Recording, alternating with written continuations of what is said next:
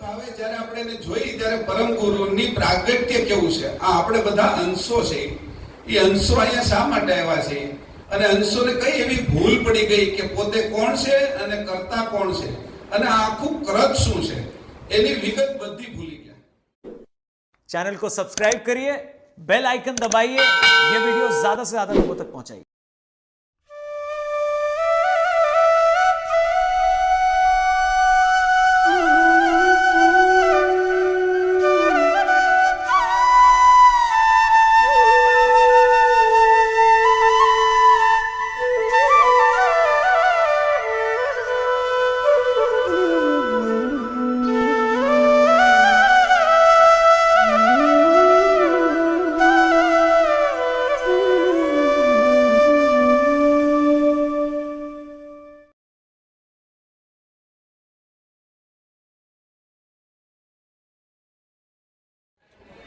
પણ કાંઈ પણ જ્ઞાન સંપ્રદાયના એક અનુભવી અને ગ્રંથના પ્રખર ન્યાય એવા મહેશભાઈ કાકડિયા જેઓ અહીંયા ઉપસ્થિત છે, તો એનું સંપૂર્ણ વિવરણ કર્તાપણનું વિવરણ જગત કરતા કોણ છે, કેવી રીતે આવ્યા છે, શું લઈને આવ્યા છે, ક્યાં ક્યાં જઈને આવ્યા છે, કયો સંદેશ લઈને આવ્યા છે, એ સંપૂર્ણ વિવરણ તમે શાંતિ રાખીને સાંભળશો તો ઘણી બધી મજા આવશે. અને મજા તો નહીં પણ આપણા સ્વરૂપના પર આનંદનો અનુભવ છે એવી મારી આપ સૌને રીતિ થયા રહેશે ને. મહેશભાઈ, આપ સૌ ઉપસ્થિત પ્રેમી ભક્તજનોને આ અંગે સંપૂર્ણ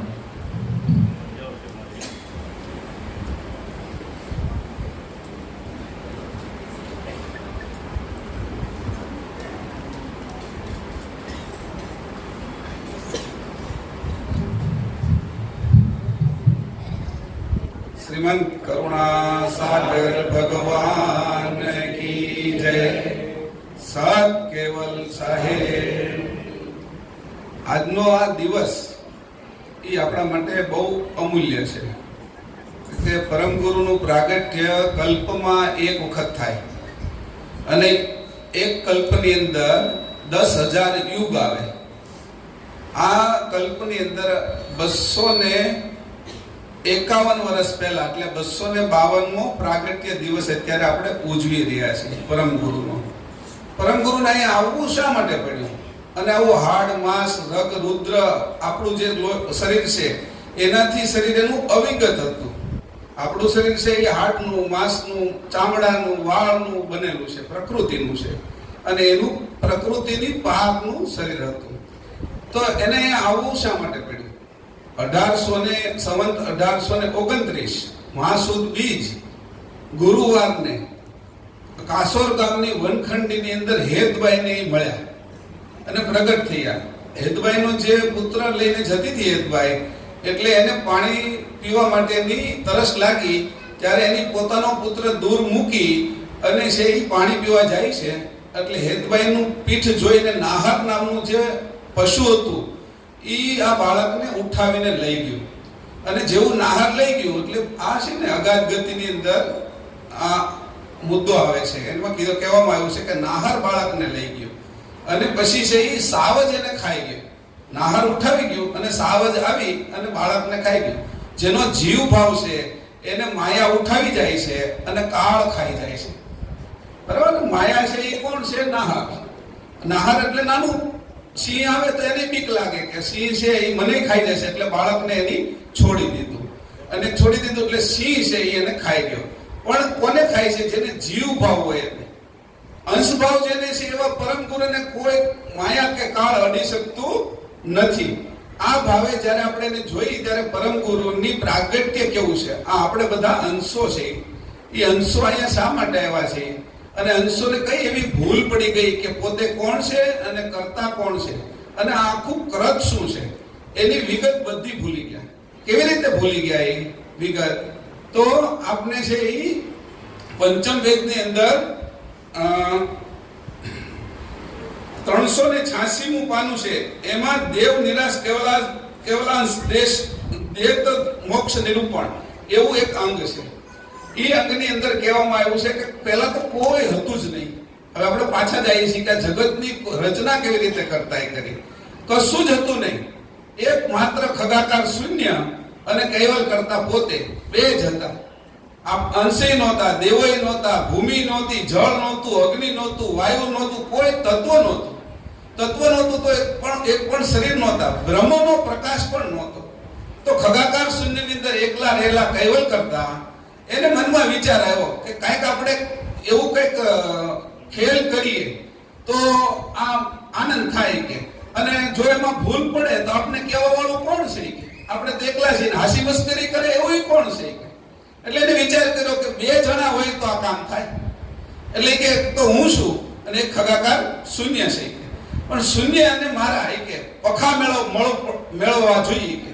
એટલે પખા એટલે શું કે કોઈ સ્ત્રી પુરુષના છોકરા છોકરીનો સંબંધ કરીએ આપણે તો આપણે જોઈએ ને કઈ જાતિના છે, આપણી જાતિના છે, કેટલું ભણેલા છે, એને શું આવડે છે, એની ઓળખાણ શું છે, એ કયા સંપ્રદાયમાં માને છે. એમાં જેટલા પખા મળતા હોય જ્યોતિષોથી 36 ગુણાંક મેળવે કે જે જ્યોતિષને જોવે તો કે એના કેટલા ગુણાંક મળે છે, એ પ્રમાણે પખા મેળવવાનું શરૂ કર્યું. એટલે એને જોયું કે ખગાકાર શૂન્ય તો છે કે ચાલને એને બોલાવી જોવી એક વાર. એટલે એને બોલાવ્યું એને, પણ એની સામેથી કોઈ અવાજ આવ્યો નહીં. એટલે કીધું કે ભાઈ ખગાકાર શૂન્ય છે, એના પખા એવું છે કે મારો કોઈ છેડો નથી. એમ ખગાકાર શૂન્યનો પણ છેડો નથી, એને કોઈ જન્મ આપનાર નથી, એમ મને પણ જન્મ આપનાર નથી. એવી રીતે વિચાર કર્યો કે એનો પાર નથી કે, અને આગળ જતા અનંત બ્રહ્માંડો ઉત્પન્ન થાય અને આગળ જતા ક્યાંય ભીત આવતી નથી, નક્કર ભીત આવતી નથી, એવો એ વ્યાપક શૂન્ય છે. તો આની હારે ઘર સંસાર માંડ્યો હોય નહીં કે તો કઈ કામ થાય એમ. પછી એને એમ થયું ભાઈ આ ઘર સંસાર માંડવાની શરૂઆત તો કરું, પણ એનાથી પછી વિચાર આવ્યો કે ભાઈ જો છોકરીઓની કમી હોય તો એ કે લુલી લંગડી બાડી બેરી જે કઈ હોય એની સાથે સંસાર કરીએ તો પણ એ કે કઈ છોકરાઓ લુલા બેરા બાડા બંગડા ન થાય કે. એટલે એની સંસારની રચના કરી. એવી જે રચના કરી એ રચના કરનારનું નામ હતું અનામી અનંત બ્રહ્માંડાધીશ વિશ્વકર્તા સર્જનાર. એ પોતે હતા કૈવલ કરતા, અને એની અંદરથી જે એને મહદ પરમ ચૈતન્ય સુજાણ જાણ ઉત્પન્ન થઈ. આ જાણે કરીને એની આ ખગાકાર શૂન્યની સાથે સંબંધ બાંધ્યો. એ ખગાકાર શૂન્યની સાથે જેવો સંબંધ કરવાની વિચારણા કરી એટલે એને દ્રષ્ટિ ઉત્પન્ન થઈ. એક બે દ્રષ્ટિ ઉત્પન્ન થઈ, અંતરદ્રષ્ટિ અંદર જોવાની અને બાહ્ય દ્રષ્ટિ બહાર જોવાની. આપણે જ્યારે સૂઈ જઈએ ત્યારે આપણે અંતરદ્રષ્ટિમાં વહી જઈએ, અને જ્યારે જાગીએ ત્યારે બાહ્ય દ્રષ્ટિમાં જઈએ. અંતરદ્રષ્ટિ કેવી હોય આપણી કે સૂઈ જઈએ એટલે આ શરીરને આપણે ભૂલી જઈએ, અને પછી બીજી જગ્યાએ સ્વપ્નમાં ક્યાંય પણ આપણે ફરતા હોઈએ તો એ અંતરદ્રષ્ટિમાં ત્યારે આપણી બાહ્ય દ્રષ્ટિ હોતી નથી. તોય ત્યાં આપણે બધું દેખાય ખરું કે આ સમુદ્ર છે, આ જંગલ છે, આ મારા સંબંધી છે, એ બધું દેખાય. તો કઈ આંખ છે કે અંતરદ્રષ્ટિ, એની આંખ હોય. એક બાહ્ય દ્રષ્ટિ એટલે જાગો પછી આ દ્રષ્ટિ કામમાં લાગે. એને પછી બે હેતુ બંધાણા, અંતરદ્રષ્ટિને અંતર હેતુ બંધાણો, બાહ્ય દ્રષ્ટિને બાહ્ય હેતુ બંધાણો. આ બે હેત બંધાણા. હેત બંધાય, પ્રીત બંધાય એટલે ક્રિયા શરૂ થાય, અને જે ક્રિયા શરૂ થઈ એની અંદરથી પછી અંતરદ્રષ્ટિમાંથી ને અંતર હેતુમાંથી ને બાહ્ય હેતુમાંથી એક અવિગત અંકુરની શરૂઆત થઈ. એટલે અવિગત અંકુર હતું સુરતા, નૂરતા, અક્કલ, આરત, ચૈતન્યતા અને ઐશ્વર્યતા, એટલે ઉપજણનો અંશ. તો આ રીતે ઉપજણ અદ્વૈત ઉપજણમાંથી દ્વૈત ઉપજણ થઈ. દ્વૈત ઉપજણ જ્યારે થઈ અને એની અંદરથી છે એને વિચાર આવ્યો કે મારી આગળ તો બહુ બધી આંતરિક સામગ્રી છે અને બાહ્ય પણ એટલું બધું વિશાળ છે કે એમાંથી હું બધું બનાવી શકું. જેમાં જમીનની અંદરથી જ ઈંટ બને, જમીનમાંથી તે સોનું નીકળે, જમીનમાંથી તે લોખંડ નીકળે, જમીનમાંથી જ લાકડું નીકળે, એની અંદરથી આપણે આપણું ઘર બધું બનાવીએ છીએ ને. એવી રીતે એની ખગાકાર શૂન્યની અંદર આગળના જે તત્વો અદૃશ્ય પડેલા હતા એ દ્રશ્યને પ્રેરણા કરી અને જગતની શરૂઆત શરૂ કર્યું. એટલે મહદ સુજાણ જાણ સ્વરૂપ એમાંથી પછી છે એને એક ભાવના ઉત્પન્ન થઈ, જોવા જાણવાનું ભાવના, અકળ વિચાર રૂપ સજાણપણું, અને આ રીતે કરીને શુદ્ધ સંકલ્પ થયો. શુદ્ધ સંકલ્પની અંદરથી પ્રકાશ બ્રહ્મ વૃત્તિ જન્મી. પ્રકાશ બ્રહ્મ વૃત્તિની અંદરથી ત્રણ મહાતત્વો જન્મ્યા.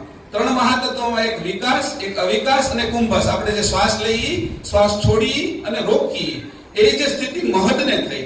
આ રીતે શ્વાસની જે પ્રક્રિયા થાય ત્યાર પછી એને સંજમભોગ વૃત્તિ ઉત્પન્ન થઈ. સંજમભોગ વૃત્તિથી ત્રણ ચક્ષસત્વ ઉત્પન્ન થયા. ત્રણ ચક્ષસત્વથી એમાં વર્ગ જ્ઞાન, અનંગ અને કાળ. વર્ગ જ્ઞાન શું કરે છે કે સામે વસ્તુનું નિરીક્ષણ કરે, નિરીક્ષણ કરીને એની સાથે છે એ પ્રીત કરે, એ અનંત ચક્ષ તત્વ, અને પ્રીતને છૂટી પાડે એ કાળ ચક્ષ તત્વ. આવા 3 ચક્ષ તત્વ થયા. ત્યાર પછી ઈચ્છા વૃત્તિના 72 તત્વો ઉત્પન્ન થયા. એમાંથી પહેલું છે સત્વશૂન્ય માત્રામાંથી નિરંજન તત્વ ઉત્પન્ન થયું, અર્ધ માત્રામાંથી અવ્યાકૃત તત્વ ઉત્પન્ન થયું. એટલે 2 તત્વો ઉત્પન્ન થયા. એમાં સ્ત્રી અને પુરુષનું જોડું તૈયાર થઈ ગયું, અવ્યક્ત. આ રીતે કરીને સ્ત્રી પુરુષનું જે જોડું તૈયાર થયું એની અંદરથી પરમ કારણ દેહ ઉત્પન્ન થયો. આપણો જે પરમ કારણ દેહ છે ને એ એમાંથી ઉત્પન્ન થયો. ત્યાર પછી નીચે આવ્યા એટલે મહાતત્વ કારણ 4 બન્યા. એક આનંદ તત્વ કારણ, બીજું મહાતત્વ કારણ. આનંદ તત્વ કારણમાંથી પ્રકૃતિ તત્વ બન્યું અને મહાતત્વમાંથી ધનંજય તત્વ કારણ બન્યું. પ્રકૃતિ તત્વમાંથી 3 ગુણ બન્યા, તમો ગુણ, સત્વ ગુણ અને રજો ગુણ. એવી રીતે કરીને ધનંજય તત્વમાંથી છે એ 3 ગણ બન્યા, અચત ગણ, સ્વકાશ ગણ અને અહંકાર ગણ. આ બધું યાદ રાખજો, આપણી અંદર આ બધું છે. હું તમને અત્યારે કહી દઉં છું, પછી અહીં તમે જોઈ લીજો. આપણી અંદર આ બધું ભરેલું છે. તમને ખબર ન હોય રસોડાની અંદર કે કયા ડબ્બામાં ખાંડ ભરેલી છે, કયામાં ચા ભરેલી છે, કયા ડબ્બાની અંદર હળદર છે, કેમાં મરચું છે, કેમાં ધાણા જીરું છે, તો આપણે કોઈ રસોઈ ન બનાવી શકીએ. એમ આપણે જે બનાવવામાં આવે છે એમાં આ બધું ભરેલું છે અંદર. આપણે એમનેમ નથી બનેલા. તો આવી રીતે જે તૈયાર કરવામાં આવ્યો એ પહેલો પરમ કારણ દેહ ઉત્પન્ન થયો, મહાતત્વ કારણમાંથી મહાકારણ દેહ ઉત્પન્ન થયો, તમો ગુણના 10 કાળ અને અચત ગણની 10 ભાવનાઓ એ બંનેને મેળવી અને કારણ દેહ ઉત્પન્ન થયો. એમાં 10 કાળની અંદર છે એ કામના કાળ, પૃથક કાળ, અજ્ઞાન કાળ, સ્વભાવ કાળ, દ્વેષ કાળ, આશ્ચર્ય આક્રાંત કાળ, આશ્ચર્ય કાળ, રાગસ કાળ, વિપરીત કાળ અને વૃદ્ધ્યંત કાળ. એને પછી અચત ગણની સાથે મેળવ્યા. જે રીતે આપણે બીજ હોય એ ભૂમિમાં મેળવીને એની સાથે પાણી મેળવી તેની અંદરથી ફૂટે, એવી રીતે અચતગણ નામની ભૂમિની અંદર આ કાળને મેળવ્યો. અચતગણની 10 ભાવનાઓ થઈ. અહમ ભાવના, સ્તંભન ભાવના, વિસર્જન ભાવના, નિદ્રા ભાવના, અંધતમ ભાવના, અચેત ભાવના, ઉચ્ચાટ ભાવના, અભાવ ભાવના, મૌન ભાવના અને અસામર્થ્ય ભાવના. એની અંદરથી આપણો કારણ દેહ બન્યો. આપણો જે અંદર છે ને આ સ્થૂળ દેહ, એની અંદર આવા 4 દેહ બીજા ભરેલા છે.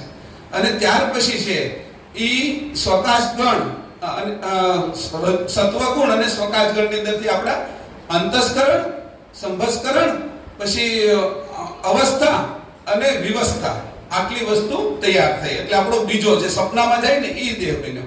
અને પછી આ સ્થૂળ દેહ બન્યો. ઈ છે ઈ રજોગુણની 10 આકાંક્ષા અને અહંકાર ગણના 5 માત્રા અને 5 ભૂતમાંથી બન્યો. હવે આપણે કઈ સાંભળવું હોય તો આપણે આકાંક્ષા કઈ હોય તો કે શ્રવણ આકાંક્ષા હોય અને કાન હોય તો સાંભળી શકીએ. એટલે સ્થૂળ દેહની અંદર કાન આપ્યા આપણે. પછી આપણે છે કઈક ઠંડી ગરમી અનુભવી હોય તો એના માટે પછી આપણે શીતોષ્ણ આકાંક્ષા આપી, એને ચામડી આપી, એનાથી આપણે ઠંડી ગરમી અનુભવી. પછી આપણે નિરીક્ષણ આકાંક્ષા આપી અને રૂપ માત્રા આપી, એનાથી આપણી આંખ બની. અને એની સાથે છે એનું જે નિરીક્ષણ આકાંક્ષાનું રૂપ માત્રા એમાં જોડાણી. એવી રીતે કરીને પછી આપણે છે ખાવા પીવાની ઈચ્છા થઈ. એટલે સુધા તૃષા આકાંક્ષા બની અને જીભ બની. એ જીભ અને મુખથી આપણે બધું ખાઈ પી શરૂઆત થઈ. અને પછી આપણે ખબર પડે કે આ કોઈ સુગંધ આવે, ઘરમાં શીરો બનાવ્યો છે, ઘરની અંદર કઈક એવી વસ્તુ બનાવી છે, તો બહાર સુધી સુગંધ આવે. તો નાક ના આપ્યું હોત તો આપણે સુગંધની ખબર પડે નહીં. ફૂલ આપ્યા પણ સુગંધની ક્યાંથી ખબર પડે? તો પછી નાક આપ્યું. નાક આપવા માટે એને કર્યું સુગંધ આકાંક્ષા આપી અને સુગંધ આકાંક્ષાની અંદર ગંધ માત્રા આપી અને ભૂમિ તત્વમાંથી બનાવ્યું. આવી રીતે સ્થૂળ દેહની અંદર આપણે 5 ઇન્દ્રિય, એને કહેવાય જ્ઞાન ઇન્દ્રિય આપી અને 5 કર્મેન્દ્રિય આપી. 5 કર્મેન્દ્રિય અંદર શું આપ્યું તો કે જે તમે સાંભળો છો તો કોઈ બોલવું તો જોઈએ ને, તો બોલવા માટે પાછું મુખ આપ્યું. એટલે એને કે ઉચ્ચારણ આકાંક્ષામાંથી મુખ બન્યું. પછી ઠંડી ગરમી પારખી છીએ આપણે, તો એના માટે પછી આપણે આકાંક્ષા થાય છે કઈ પકડવાની. નાનું છોકરું હોય ને એ દોડી દોડીને કોઈ વસ્તુ પકડે મોઢામાં નાખે, તો એવી રીતે આકાંક્ષા થાય છે. એ આકાંક્ષાનું નામ છે ગ્રહણ આકાંક્ષા. અને ગ્રહણ આકાંક્ષા દ્રષ્ટિ આપણી જોવે પછી જે પગ ચાલે એનું નામ ગમન આકાંક્ષા. આપણે જે કઈ ખાધું હોય એની અંદરથી રસ ઉત્પન્ન થાય, રસની અંદરથી લોહી બને, લોહીની અંદરથી માંસ બને, માંસની અંદરથી ચરબી બને, ચરબીમાંથી માંસ બને, માંસમાંથી હાડકા બને, હાડકામાંથી મજ્જા બને, મજ્જામાંથી શુક્રાણુ બને. એવી રીતે કરી પાછો મનુષ્ય બને. આવી રીતે સપ્ત ધાતુઓ છે એ જેમાંથી બને છે એનું નામ રસ માત્રા છે. એ રસ માત્રા છે એ આપને આપવામાં આવી, એની સાથે આપને વિષય આકાંક્ષા આપવામાં આવી. અને આ બધું ભેગું થાય તો કચરો તો કાઢવો પડે ને, બધું ખાઈ પી તો કચરો કાઢવા માટે મળ વિસર્જન આકાંક્ષા, અને એના માટે એક અંગ આપવામાં આવ્યું, ગુહ્યાંગ, ગુદાંગ. એવી રીતે કરીને 5 અંગ જ્ઞાનેન્દ્રિયના અને 5 અંગ કર્મેન્દ્રિયના એ આપીને આપણે સ્થૂળ દેહ આપ્યો. હવે સ્થૂળ દેહ તૈયાર કર્યો. એવી રીતે 5 દેહના બંધારણ પછી જેમ આપણે ડુંગળી હોય તેની માથે એક પડ, એની પર બીજું પડ, ત્રીજું પડ, કોબી હોય તેની ઉપર એક પડ હોય, એમ આપણે આ એક દેહ છોડી દઈએ તો પાછો સૂક્ષ્મ દેહ રહે, સૂક્ષ્મ દેહ છોડી દઈએ તો કારણ દેહ રહે, કારણ દેહ છોડી દઈએ તો મહાકારણ દેહ રહે, મહાકારણ દેહ છોડી દઈએ તો પરમ કારણ દેહ રહે. તો એવી રીતે કરીને આપણા 5 દેહ બધાને આપવામાં આવ્યા આ બાજુના. અને એ 5 તત્વોમાંથી બનાવ્યા, આકાશ, વાયુ, અગ્નિ, જળ અને ભૂમિમાંથી. હવે આ 5 દેહ છે એ નિરંતર કાર્ય કરે એટલે આપણું જીવન ચાલે. અને એની અંદર હજી અંશ આવ્યો નહોતો. અંશ નો આવ્યો એટલે એની પછી 5મી આ બધીનું મેળવણ કરી, ક્રિયાવૃત્તિ કરીને. ક્રિયાવૃત્તિ કરીને આપણે બધું શરીર તૈયાર કર્યું અને એમાં સજીવન વૃત્તિ નાખીને 5 ફૂટ 6 ફૂટ, પછી કીડી હોય તો એવડી, હાથી હોય તો એવડો, સૂર્ય હોય તો એવડો, એવી રીતે બનીને સજીવન વૃત્તિથી એનો વિકાસ કર્યો. પણ હાલવા ચાલવાનું બંધ થઈ ગયું. હાલવા ચાલવાનું બંધ એનો હતું જ નહીં, કારણ કે અંશ હતો નહીં. એટલે કર્તાને વિચાર આવ્યો કે પોતાનું અંગ કાપ્યા સિવાય આ ચાલશે નહીં. એટલે એની પોતાના અંતર વૃત્તિની અંદરથી અંશો ઉત્પન્ન કર્યા. એ બધા આપણે અંશો અહીંયા બેઠા છીએ. અને આ અંશો જેવા શરીર ઘાટ ઉપર આવ્યા એટલે તરત જ ત્યાં ઘાટ હલનચલન વાળો થયો, હાલતો ચાલતો થયો, બોલવા મળ્યો, જોવા મળ્યો, કંઈક ખાવા પીવા મળ્યો, એવી ક્રિયા ઉત્પન્ન થઈ. એ અંશોની ગતિ આવી. અંશની ગતિ કેવી રીતે આવી? જો શરીરની અંદર અંશ આવે તો અંશ છે એ આ શરીર મરે નહીં, અને શરીરની બહાર અંશ રહે તો શરીર સજીવન ન થાય. એટલે એની કીધું ઈંડ અને પિંડની સંધિ વિશે, બ્રહ્માંડ અને શરીરની સંધિ વિશે અંશ રહેશે, અંશની વૃત્તિ આવી. આ રીતે અંશ છે એ આની અંદર ભેળવાઈ ગયો. હવે આ અંશ છે એ આમાં જે ફસાઈ ગયો એટલે ત્યાંથી જોયું કે કર્તાએ વિચાર કર્યો કે આટલા બધા અંશોને મેં જગતની અંદર મોકલ્યા છે તો કોઈ મારી બાજુ પાછું કેમ નથી આવતું? ઘરે તો કોઈ પાછા આવવા જોઈએ ને. કે એને માયાએ પકડી રાખ્યા છે કે એને એટલી બધી મજા આવે છે એટલે એ કે ત્યાં છે કે પોતાનું સ્વરૂપ ભૂલી ગયા છે. એટલે 3 વસ્તુ યાદ કરાવ્યા કે આ કરત શું છે, આ કરતના કર્તા કોણ છે, સકર્તા, અને તું કોણ છો? એટલે કીધું તું અંશ છો, અંશીનો. અને આ કરત મેં ઉત્પન્ન કર્યું છે. એ કરતમાંથી આ અંશોને છોડાવવા માટે એ અહીંયા આવ્યા. તો ક્યાંથી આવ્યા? કેવલધામથી. અને કેવલ કર્તાનું બીજું સ્વરૂપ છે કે પોતે છે અને બીજું રૂપ આપણે કેમ પોતે જોઈ અને ઊંઘમાં બીજા રૂપમાં બીજી જગ્યાએ જઈએ ત્યારે આપણું રૂપ બદલાતું નથી, આપણે જ છીએ પોતે. સપનામાં જાય ત્યારે એ બીજા કોઈ છે જ નહીં એમાં. તેવી રીતે પોતાનું જ સ્વરૂપ જે દેહ રમણ કરવાને જે બહાર નીકળ્યું એ પરમ ગુરુ ઉપજળ રૂપે આ બાજુ આવ્યા. તો એ પહેલા છે એ ઉપરના ધામની અંદર ગયા. હવે સાંભળજો બરાબર. ઉપરના ધામની અંદર પહેલા એની 12 ધામ છોડ્યા. અલેખ ધામ, અચ્યુતવિ ધામ, પછી અચત ધામ, શૂન્ય શિખર ધામ, મહાશૂન્ય શિખર ધામ, અમિત શિખર ધામ, પરમ પ્રકાશ શિખર ધામ, ગંભીરા શિખર ધામ, એની ઉપર અલેપમ શૂન્ય, અરૂઢ શૂન્ય, અલીલ શૂન્ય અને કૈવલ ધામ. આ 12 ધામ છોડીને સીધા બ્રહ્મધામની અંદર એટલે નિરંજન ધામની અંદર આવ્યા. આ નિરંજન ધામની અંદર આવ્યા તો નિરંજનમાં બધા ફસાયેલા અંશો હતા. એને પણ કૈવલ જ્ઞાન આપ્યું. કૈવલ જ્ઞાન આપી અને એને ત્યાંથી અંશોને છોડાવવા માટેનું જ્ઞાન આપી અને કૈવલ કર્તાની ભક્તિ આપી. ત્યાંથી નિરંજન ધામમાંથી શક્તિધામમાં આવ્યા. શક્તિધામમાં પણ થોડો સમય રહ્યા અને ઓમકાર સ્વામી નામ એની ત્યાં ધારણ કર્યું. અને શક્તિના અંદર કોઈ પુરુષ નહોતો, બધી જ સ્ત્રીઓ હતી. અને એ શક્તિધામની અંદર પણ પરમ ગુરુએ ઉપદેશ આપી અને આ શક્તિને પણ અંશે કરવાની ઉપદેશ આપ્યો. ત્યાર પછી નીચે આવ્યા અને 3 ગૌલોકમાં આવ્યા. ત્યાં કૃષ્ણ અને બીજા ગૌલોકના જે કૃપા સિંધુ તરીકેનું નામ રાખ્યું. અને એ ગૌલોકની અંદર કેટલો સમય રહ્યા અને કૃષ્ણને પણ ચેતાવ્યા. જોજો આ કેવલ કર્તાના પરમ વિશેષ અંશ કોને કોને ચેતાવે છે? આવડા મોટા મોટા દેવો છે, જે નિરંજન પુરુષ છે, જે આદ્ય શક્તિ છે, જે કૃષ્ણ છે, એ બધા ધામો છે એના. આપને ખબર નથી કે કેટલા બધા ધામો છે. આ સૂર્ય છે, ચંદ્ર છે, ગુરુ છે, બુદ્ધ છે, એવા બધા નક્ષત્રો સહિત બધું છે ને. આ પૃથ્વી ઉપર આપણે સુરતમાં રહેતા હોય, પછી અમદાવાદ હોય ને, જયપુર હોય ને, દિલ્હી હોય ને, કલકત્તા હોય ને, પછી આપણા દેશની અંદર જેમ આપણો દેશ છે એમ અમેરિકા હોય ને, હોંગકોંગ હોય ને, કેનેડા હોય ને, એવા બધા દેશો છે, પણ આપણે ન ગયા હોય તો આપણે એમ લાગે કે નહીં હોય. કોઈ ગયું હોય તો ખબર પડે. એટલે પરમ ગુરુ ત્યાંથી આવ્યા, અને એ ત્યાંથી આવતા આવતા પછી ગોલોકથી પછી વૈકુંઠમાં આવ્યા. 3 શિખર હતા, 3 શિખર ઉપર એક એક દેવ રહેતા હતા. એટલે વૈકુંઠમાં વિષ્ણુ રહેતા હતા, કૈલાસની અંદર શંકર રહેતા હતા, બ્રહ્મપુરીની અંદર બ્રહ્મા રહેતા હતા. એ ત્રણેયને ચેતાવીને પાછા નીચે આવ્યા. ત્યાંથી નીચે આવીને સતલોકમાં આવ્યા. સતલોકમાંથી બધા સતને ધારણ કરનારા જે તપસ્વીઓ હતા, એ બધાને પણ કેવલ જ્ઞાન આપ્યું. એ કેવલ જ્ઞાન આપતા આપતા પાછા સતલોકની અંદર બધાને ચેતાવી અને પછી નીચે આવ્યા. સતલોકમાંથી તપલોકમાં આવ્યા. તપલોકની અંદર એ તપસ્વીઓ બધા હતા. બહુ તપ કરીને કષ્ટ વેઠી વેઠી, કષ્ટાકર સ્વામી એના સ્વામી હતા. જે બહુ મોટું કષ્ટ વેઠે એને કષ્ટાકર સ્વામી કહેવાય. એ એના સ્વામીને ઉપદેશ આપ્યો, એની પ્રજાને ઉપદેશ આપ્યો. અને પરમ ગુરુ પાછા કેવલની જ બધી વાતો કરતા. કેવલ કરતા કોણ છે, આપણે અંશ કોણ છીએ, હું એનો પરમ વિશેષ અંશ કેવી રીતે અહીંયા આવ્યો છું, એ બધી ઝીણી બાબતોની વાતો કરતા બધાને સમજાવતા પછી ત્યાંથી એ જનલોકમાં આવ્યા. જનલોકમાંથી મહદલોકમાં આવ્યા. મહદલોકની અંદરથી પછી ધ્રુવમાં આવ્યા. ધ્રુવ અવિચલ છે એવું જે કીધું, તો પરમ ગુરુએ કીધું ભાઈ કીડી હોય ને ચક્કર ચાલતું હોય તો કીડી પણ ફરતી હોય, એના મધ્યમાં જે કીડી હોય આપણે ફરતી દેખાય નહીં.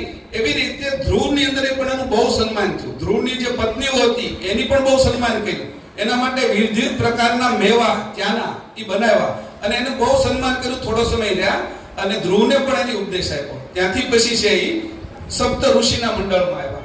સપ્ત ઋષિઓ જે છે એને પછી જ્ઞાન આપ્યું, સંબોધ્યા. અંશ તમે છો, તમે આત્મા નથી, પરમાત્મા નથી, તમે બ્રહ્મના અંશ નથી, તમે કૈવલ કરતાના અંશ છો.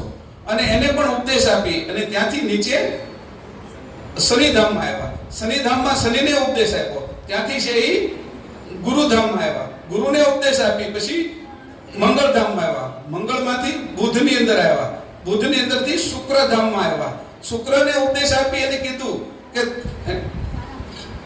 શુક્રને ઉપદેશ આપીને કીધું. શુક્રને બહુ બીક લાગતી હતી. શુક્ર જ્યારે વિષ્ણુ ભગવાન અહીંયા વામન સ્વરૂપે આવ્યા હતા ત્યારે શુક્રએ જે બલિરાજા હતા એનો યજ્ઞની અંદર જે છે એને ભિક્ષા લેવા આવેલા. અને એની વિષ્ણુ ભગવાન જાળીની અંદર જે ભિક્ષા દેવાની હોય, જારો હોય, એમાં પાણી રાખેલું હોય, એ પાણી હાથમાં લઈ અને સંકલ્પ કરવાનો હોય. એ જારાની અંદર છે એ સુખદેવ ઘૂસી ગયા એની નળીમાં. એટલે વિષ્ણુને ખબર પડી કે આ સુખદેવામાં આપણે શુક્રાચાર્ય ઘૂસી ગયા છે. એટલે હળી લઈ અને એની આંખ અંદર મારી એટલે એક આંખ ફૂટી ગઈ. એટલે એને બીક લાગી. એટલે એ ડરતા હતા. મહાપુરુષ આવે એનાથી બીતા હતા. એટલે પરમ ગુરુએ કીધું તમે ડરો નહીં, તમે મારી આગળ બેહો, તમારી આગળ ઘણું વિજ્ઞાન છે ને હું તમને આનાથી પણ વધારે વિજ્ઞાન કહું. એવી રીતે વાત કરી અને એને પછી શાંત કર્યા, ડર કાઢ્યો અને એને પણ અંશની વાત કરી. ત્યાંથી છે એ તારામંડળમાં આવ્યા. આ બધા તારામંડળો છે એ ફરતા રહે અને ફરતા તારામંડળને ચેતવ્યા. તારામંડળને ચેતવાને આટલી સરસ વાત કરી એટલે તારામંડળમાંથી કોઈએ કીધું કે તમારી જેવા એક કોઈ પુરુષ ઘણા સમય પહેલા અમને ચેતવવા માટે આવ્યા હતા અને એ પૃથ્વી ઉપરથી આવ્યા હતા અને એનું નામ કબીર હતું. એટલે એને કીધું કે નહે અક્ષર સાર શબ્દને રહેત ઘરનો કબીરજીએ ઉપદેશ આપ્યો. હું તમને અંશંશીનો ઉપદેશ આપું છું. અને એમ કરીને એને કીધું કે હવે અમે તમારા શિષ્ય થયા છીએ અને તમે અમને અંશે કરો. જ્યારે તમે છે એ મનુષ્ય ધામમાં જાઓ, પૃથ્વી ઉપર જાઓ, ત્યારે અમને તે મનુષ્યનો વેશ આપો. મનુષ્યનો વેશ હશે તો તમારો સત્સંગ કરી શકશું, તમારી સામે બેસી શકશું. અમે હાલતા તમારો સત્સંગ કરી શકીએ નહીં. અમને થોડી વાર તે સમય રહેતો નથી. એટલે આ જે તારામંડળ છે એ ફર્યા કરે છે. તો આપણા ભાગ્ય છે કે આ સત્સંગ આપણે બેસીને કરી શકીએ છીએ. તો આ રીતે કરીને ત્યાંથી ચંદ્રમાં ગયા. ચંદ્રની જે 27 અર્ધાંગીઓ હતી, 27 રાણીઓ હતી, 27 નક્ષત્રો હતા. એ રાણીઓએ પણ પરમ ગુરુની બહુ સેવા કરી અને ત્યારથી પછી સૂર્યલોકમાં આવ્યા. સૂર્યએ એને બાળી ન શક્યા, એને દજાડી ન શક્યા. પરમ ગુરુનું અવિગત શરીર હતું. સૂર્યની અંદર બહુ તાકાત હતી, તાપ હતો અને છતાં પણ એનું રૂવાડું પણ પરમ ગુરુનું બાળી ન શક્યા કારણ કે પરમ ગુરુનું શરીર અવિગત હતું. અને ત્યાંથી છે એ સૂર્યમાંથી પછી અહીંયા પુષ્કરદીપમાં આવ્યા. પહેલા પુષ્કરદીપની અંદર છે એક બગીચાની અંદર બેઠેલો જે યોગી હતો એને ચેતાવ્યા. યોગીનું ધ્યાન હતું નિરંજન પુરુષનું અને પરમ ગુરુએ કીધું કે આ નિરંજન પુરુષ ઉપર જેટલા ધામ છે એની ઉપર બ્રહ્મ છે અને એની ઉપર કૈવલ કરતા છે. આ કૈવલ કરતાનો ઉપદેશ તમને તમારી આગળ નથી. એટલે પછી જે યોગી હતા એ એના શિષ્ય બન્યા. અને યોગીના શિષ્ય રાજા મહારાજાઓ બધા હતા, એ બધા તે પરમ ગુરુના શિષ્ય બની ગયા. ત્યાર પછી એક અવધૂત પર્વતનો હતો, અને એ અવધૂત આવ્યા, પર્વતનો યોગી અવધૂત હતા, અને એ અથર્વવેદનું જ્ઞાન જાણતા હતા, શેષનાગના શિષ્ય હતા. અને એ જ્યારે આવ્યા ત્યારે અદૃશ્ય થઈ જાય, થોડી વારમાં આકાશમાં ઉડવા મળે, ઘડીકમાં ઊંધા માથે થઈ જાય, એવા એને છલબલ બતાવ્યા. તો પરમ ગુરુએ કીધું કે આવા છલબલ હું બતાવે છો, તારી આગળ તો એક જ ગ્રંથનું જ્ઞાન છે, રણંકાર મંત્ર છે. પછી એને વાત કરી, રણંકાર ઉપર છે એ ઓમકાર છે, ઓમકાર ઉપર સોહંકાર છે, અને સોહંકાર ઉપર મંત્રના બનાવનાર પોતે છે કે એને તો તે જાણ્યા નથી કે રણંકાર એટલે રામનો મંત્ર, ઓમકાર એટલે ઓમ 3 ગુણ આદ્ય શક્તિ અને નિરંજનનો, સોહંકાર એટલે કેવલ કરતા પોતે જે પરમ ગુરુ છે એના 2 ચરણ છે કેવલ કરતાના, ઓહંગ અને સોહંગ. તો ઓહંકારનું એને જ્ઞાન આપ્યું. ત્યાર પછી એને કીધું કે આ જે શબ્દ છે, જે આ જે ઉપાસના છે તારી, એ બધી તો છલિયાની છે કે તારે આને છોડવી જોઈએ, તને કોને આવું આ શીખવાડ્યું? અને એનું જ્ઞાન પછી એને આપ્યું કે મારા ગુરુ છે એ શેષનાગ છે, અને શેષનાગના ધામની અંદર પરમ ગુરુ એની પહેલા પહોંચી ગયા, અને શેષને ઉપદેશ આપ્યો. શેષને ઉપદેશ આપી, અવધૂતને ઉપદેશ આપી, યોગીને ઉપદેશ આપી, અને લોકોને ઉપદેશ આપી, અને કૈવલ કરતા કોણ છે, તું અંશ કોણ છો, એની ઝીણી ઝીણી બાબતની વાત કરી. અને તમને તો ખાલી એક જ વેદનું જ્ઞાન છે કે, અને એક વેદનું જ મહાવાક્ય તમે જાણો છો, ઋગ્વેદ, યજુર, અથર્વવેદનું અયો, અયમ અને નિર્મળ એના મહાવાક્ય છે. અને ઋગ્વેદનું મહાવાક્ય છે સદ, ચિદ અને આનંદ. યજુર્વેદનું મહાવાક્ય છે અહમ બ્રહ્માસ્મિ, અને સામવેદનું મહાવાક્ય છે તમપદ, તત્પદ ને અસીપદ. આવા 12 મહાવાક્ય છે. તો આપણું પંચમવેદનું મહાવાક્ય કયું છે તમને ખબર છે કોઈને? ખબર છે કોઈને પંચમવેદનું મહાવાક્ય? 4 વેદના મહાવાક્યની ખબર છે? જીવનભાઈ કહે છે કયું છે પંચમવેદનું મહાવાક્ય? બધા બોલજો પાછળ. આદ્ય, સ્વરાજ, કરુણેશ, કૈવલ.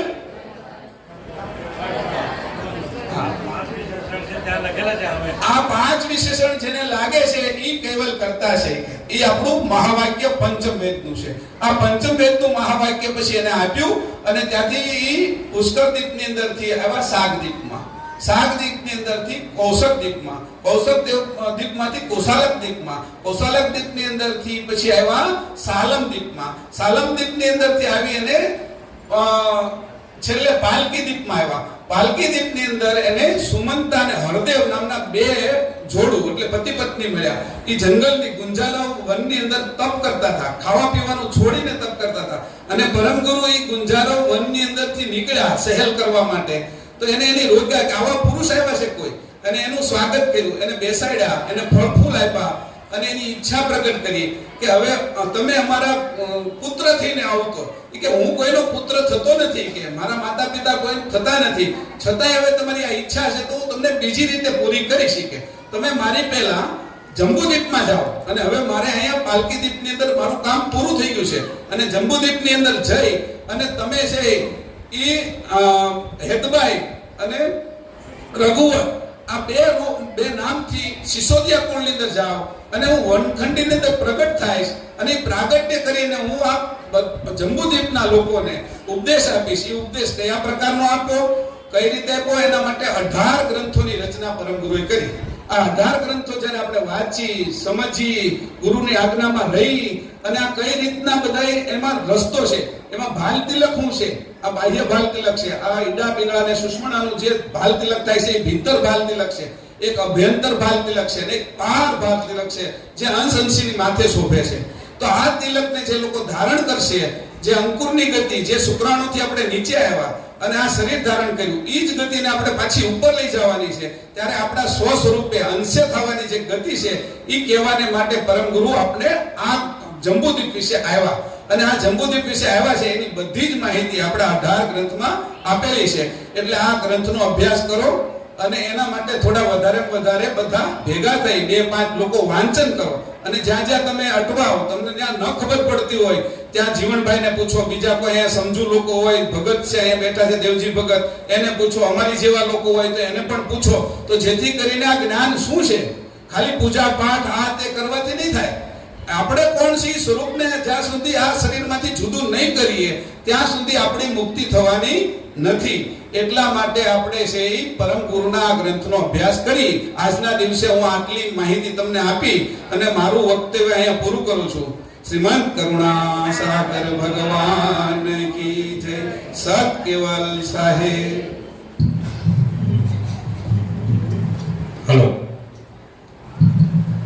આપણા મહેશભાઈ સુંદર પરમ ગુરુ પ્રાગટ્યનો મહિમા સમજાવ્યો. આજે આપણી સમક્ષ એક મહાન વ્યક્તિ ઉપસ્થિત છે. એનું નામ છે લલિતભાઈ. તે લલિતભાઈ અહીંયા ઉપસ્થિત છે, મહાન વૈજ્ઞાનિક છે. એ આપણે થોડી 1 મિનિટની અંદર પોતાનું વ્યક્તિત્વ રજૂ કરશે. સર કેવલ સાહેબ, આમ તો બધા જે અનુભવી છે એનું વાત આપણે સાંભળવા આવ્યા છીએ, પણ કીધું છે તો મારા રિસર્ચના આધારે એવું કહી શકાય લગભગ ઘણા બધા ધર્મો, મુખ્ય ધર્મો વિશ્વના છે, પંથો છે, સંપ્રદાયો છે, જેને આપણે સાપેક્ષ કહી શકીએ. તો ગમે ત્યારે વ્યક્તિએ જ્યારે ઇન્ટેલેક્ટ બહુ હાઈ લેવલ ઉપર હશે, લોકો જ્યારે શોધતા હશે કે હકીકત કરતા કોણ છે આ જગતના, હવે એ યુગ શરૂ થવાનો છે. હાઈ લેવલ ઉપર બુદ્ધિ હશે ત્યારે, અને એ વખતે આ જે જ્ઞાન છે જે પંચમ સસમ વેદમાં કહ્યું છે કે ચકવે થશે, તો એ આ આપણે અત્યારે જાણી રહ્યા છીએ. મહેશભાઈ આપે વાત કરી, જીવણભાઈ પણ વાત કરે છે અવારનવાર. તો આ રિયલ જ્ઞાન છે, એટલે આ સાપેક્ષ નથી, આ નિરપેક્ષ છે. તો આપણે ભાગ્યશાળી છીએ કે કરુણાસાગર ભગવાનની કૃપા અને એમની કરુણાથી જ આપણને આ સમજાયું છે. તો જો આપણે નિરપેક્ષતાથી સમજીએ તો આપણે જે વાત કરી એમ અંશ આપણે કોણ છીએ એ જાણીને અંશીને પ્રાપ્ત કરી શકીએ, એ આપણે અવશ્ય કરી શકીએ. તો અલ્ટિમેટ વેહિકલ આ છે, અલ્ટિમેટ લાસ્ટ મુકામ આ છે, જ્યાં કોઈ સ્ટાન્ડર્ડ નહીં હોય, સ્ટાન્ડર્ડની બહાર છે. તો એ આપણે બધા જાણીએ એવી પ્રાર્થના. સત્ય છે. હેલો, હવે મહાઆરતી તરફ આપણે જઈ રહ્યા છે. આરતીમાં લાભ લેવા માટે આજના મુખ્ય દાતાઓ છે, એમનો પરિવાર કૃષ્ણબેન ગોવિંદભાઈ ઉમડીગર, ગોવિંદભાઈ મંગાભાઈ ઉમડીગર અને કૈવલધામ નિવાસી વિજયભાઈ ઉમડીગર અને એના પરિવાર. એક તો પાવડીમાં અમારા દ્રષ્ટિભાઈ સુરેન્દ્રભાઈ, તેઓ પણ આ આરતીમાં ભાગ લેવા આવે એવી મારી વિનંતી છે. અને સાથે સાથે એક આનંદની વાત તમને કહું છું કે આ જે ગ્રુપ આપણી સામે જે બેઠું છે, મહેશભાઈ, લલિતભાઈ, એવો હવે ટૂંક સમયની અંદર જ જેમ ગીતા પણ હવે 6ઠ્ઠાથી 8મા ધોરણમાં ભણાવવાનું ચાલુ થયું છે, એમાં હવે ટૂંક સમયની અંદર પણ આ જે ગ્રુપ છે એવું તૈયાર કરી દેલું છે કે આવતા 2 વર્ષની અંદર પંચવેદનું પણ જ્ઞાન આખા વિશ્વની અંદર ફેલાય એ રીતે ગ્રંથમાં પંચવેદનું જ્ઞાન 6ઠ્ઠાથી 8મા ધોરણ સુધી શીખવાનું ચાલુ કરશે. એટલે આ બહેનો જે બધી અહીંયા બેઠી છે એ સુંદર રીતે એનો પુસ્તક તૈયાર કરેલા છે. તો એમને પણ પરમગુરુ શક્તિ આપે અને પ્રકાશન કરવામાં યોગદાન આપે એવી અમને વિનંતી અને પ્રભુને પણ પ્રાર્થના છે.